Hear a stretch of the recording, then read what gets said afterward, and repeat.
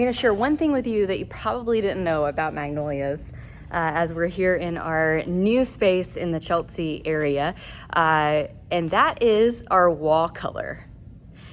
We have joked around, we've been through many a wall color in the last 28 years, and this is the wall color that we have settled on forever and ever, amen.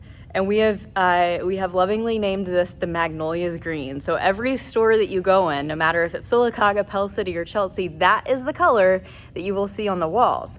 Why is it a great color? I'll tell you this, that particular shade of green is just enough of a neutral to go with anything. It goes with any color, it goes with any look, it even goes with Christmas decorations. So we've affectionately called this like our favorite neutral. There is a shade of green to it for sure, but by and large, it works as a neutral for anything that we've put up on the walls or around the walls or anything like that.